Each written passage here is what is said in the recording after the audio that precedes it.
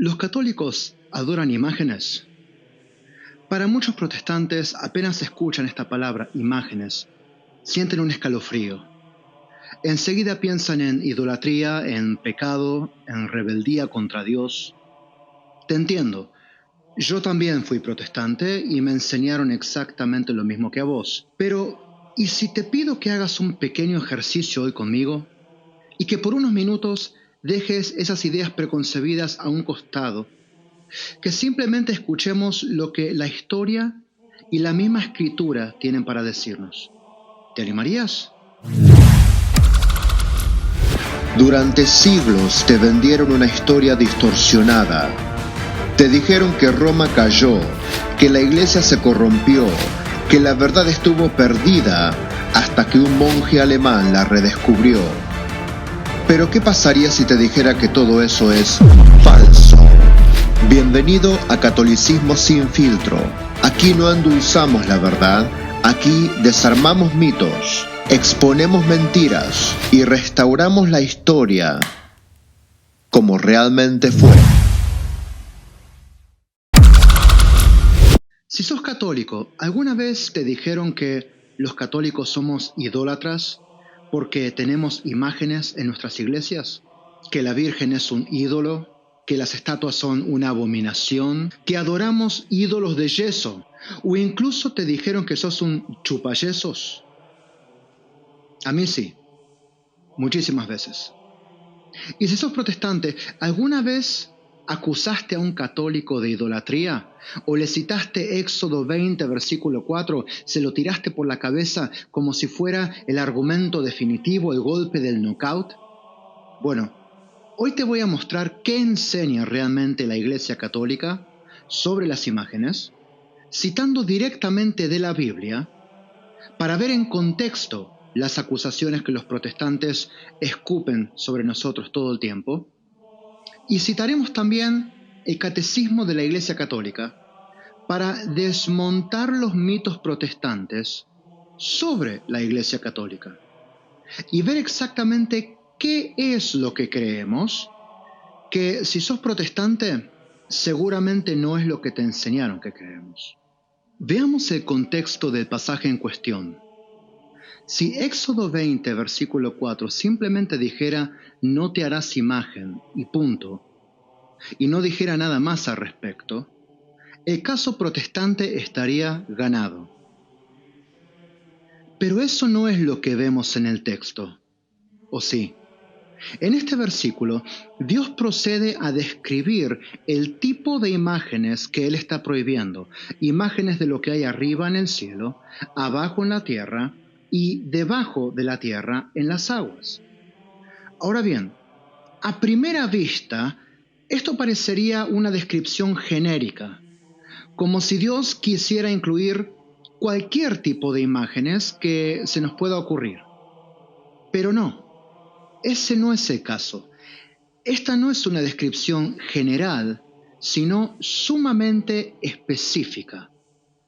Como todo en la Biblia, la clave para entender Éxodo 20, versículo 4, es el contexto histórico y cultural.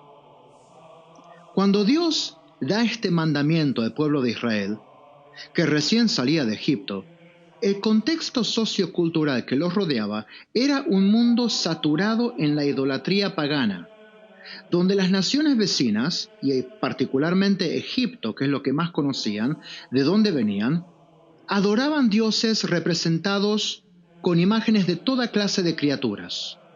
Por ejemplo, cuando Éxodo 20, versículo 4, referencia imágenes de seres del cielo, como astros o aves, se refería a deidades paganas como por ejemplo el dios Ra, una deidad egipcia considerada como el dios del sol, frecuentemente representado como un hombre, algo que anda sobre la tierra, con cabeza de halcón, algo que vuela en el cielo.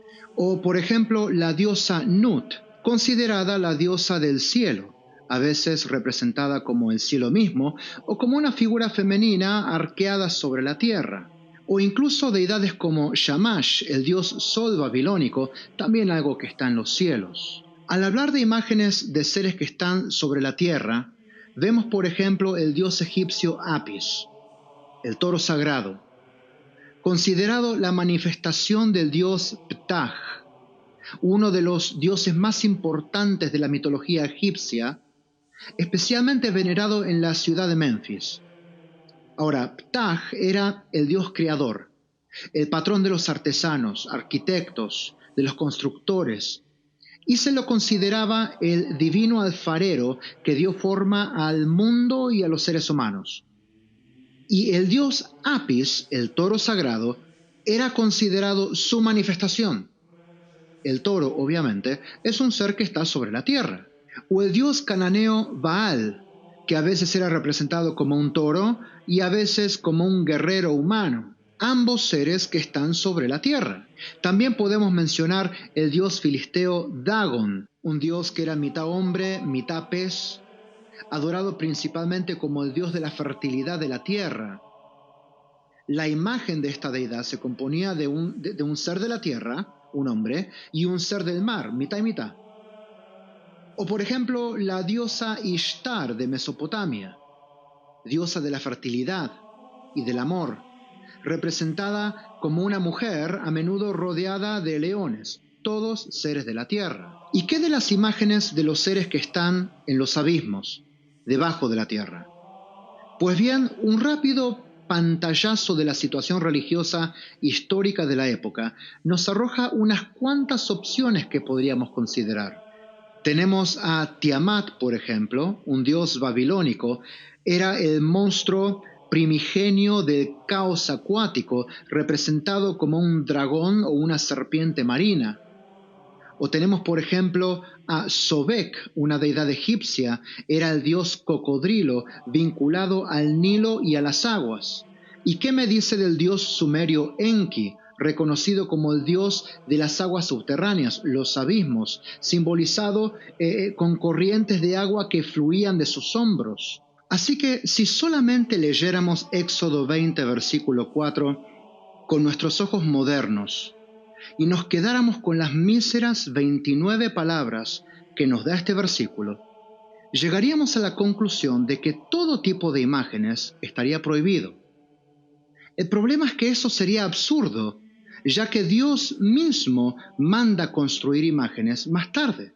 De esto hablaremos en un minuto.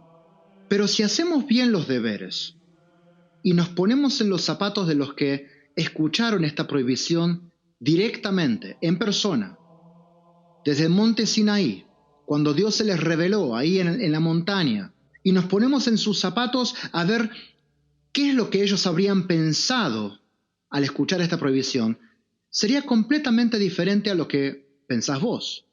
Vos pensarías, significa no te harás imágenes católicas, pero los israelitas al oír, por ejemplo, no te harás imágenes de nada que está en los cielos, automáticamente habrían pensado en las imágenes de Ra, de Nut, de Shamash.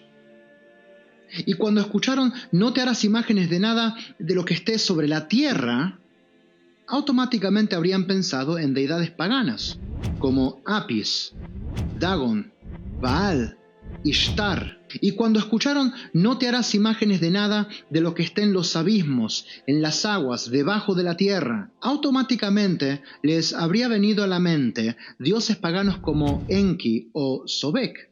Es decir, el mandato divino de Éxodo 20, versículo 4, no es una prohibición absoluta contra todo tipo de imágenes. ¿Y cómo sabemos esto? Porque Dios mismo ordena crear imágenes en el mismo Pentateuco, como por ejemplo los 2 querubines de oro que debían colocarse sobre el arca de la alianza.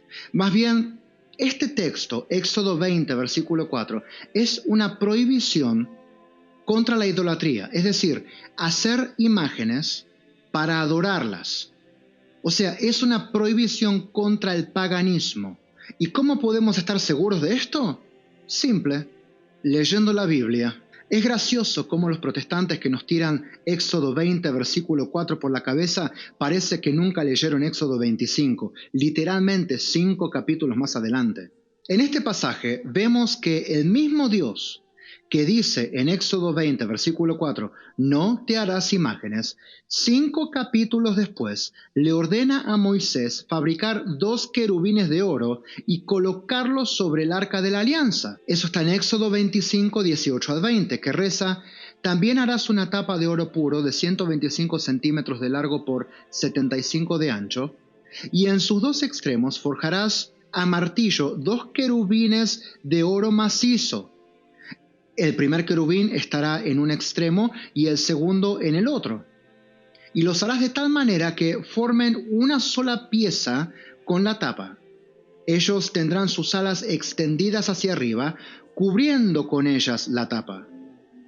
Y estarán uno frente a otro, con sus rostros vueltos hacia ella. A ver, los querubines están en el cielo, ¿no? ¿No era que el uso de cualquier tipo de imágenes de seres que estuvieran en los cielos estaba prohibida? Evidentemente no, a no ser que Dios se contradiga tan rápido, tan fácilmente. Pero hay más. En Números 21 sucede algo fascinante. El pueblo de Israel había pecado y como castigo Dios manda serpientes venenosas. Y cuando el pueblo se arrepiente y clama a Dios, ¿qué solución da el Señor? Le dice a Moisés, hazte una serpiente de bronce y ponla en un asta, y cualquiera que la mire quedará curado. Fíjate que Dios no les dice que se arrodillen ante la serpiente ni que la adoren, pero les manda a mirar esa imagen con fe, y al hacerlo, ellos recibían sanación. Y el mismo Jesús toma esta imagen en el Evangelio de Juan, cuando dice, así como Moisés levantó la serpiente en el desierto, así debe ser levantado el Hijo del Hombre. Jesús compara su propia crucifixión con esa imagen de bronce, es decir, Dios mismo usa una imagen material para anticipar el misterio de la cruz.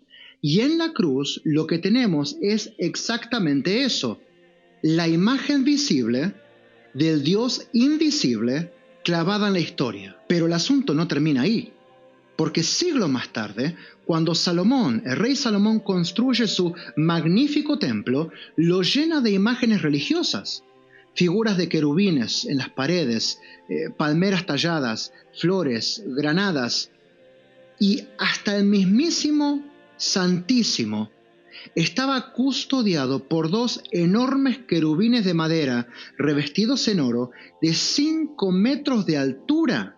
¿Qué dirían los protestantes si vieran algo así en una iglesia católica, no? Y más, imagínense, pasa por la puerta y hay 2 querubines gigantes de 5 metros en la puerta. ¡Oh, idolatría, paganismo! Y eso estaba en el templo de Salomón. Entonces, ¿qué? ¿Dios se contradice? ¿Dios prohíbe las imágenes y después las manda a hacer?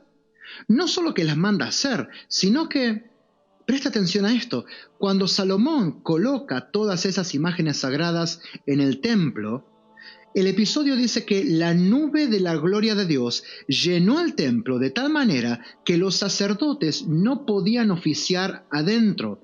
Es decir, Dios estaba complacido con el templo y con esas imágenes que había hecho el rey Salomón. ¿Por qué? Porque no iban en contra de su mandamiento. Y los israelitas lo sabían bien. Ellos entendían que la prohibición contra las imágenes se refería a la adoración pagana y no a la iconografía sagrada que acompaña la verdadera adoración a Dios. Ahora, ¿qué es la iconografía católica según el catecismo? Vamos a ir directo a la fuente, el catecismo de la Iglesia Católica, que no es un folleto parroquial, sino el documento oficial del magisterio que explica nuestra fe. Dice el catecismo, la iconografía cristiana expresa por la imagen la misma noticia evangélica que la Sagrada Escritura transmite por la palabra. Imagen y palabra se iluminan mutuamente. Fíjate, la imagen es un lenguaje visual que acompaña a la palabra escrita o predicada.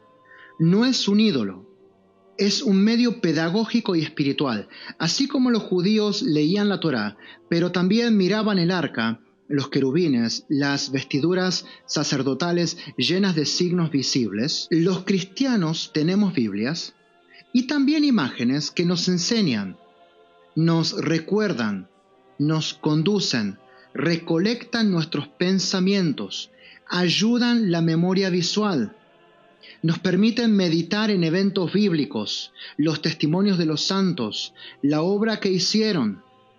Nos recuerda las gracias que exhibieron en sus vidas terrenales. Todo eso imparte fe, concentra la mente, profundiza la meditación y ayuda en la verdadera devoción a Dios. Ahora, ¿para qué sirven las imágenes después de todo? Bueno, las imágenes no son una decoración, no son para entretener.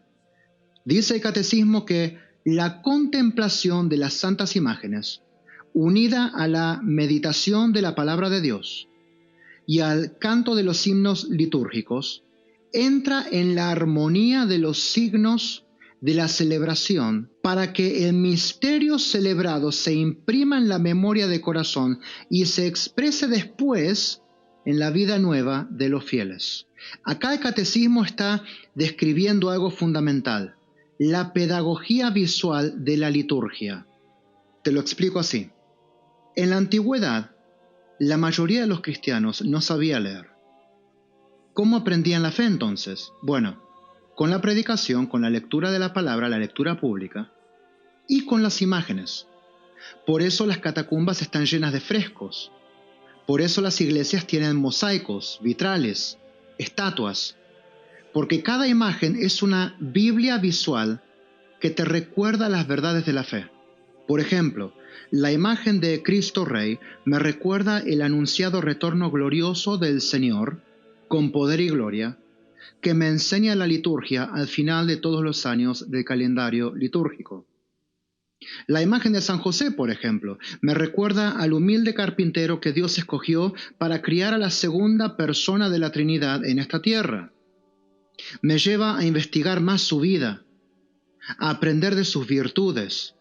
Las imágenes del Vía Crucis me ayudan a recordar y meditar en la agonía de nuestro Señor por todos nosotros, en cada parte de su agonía.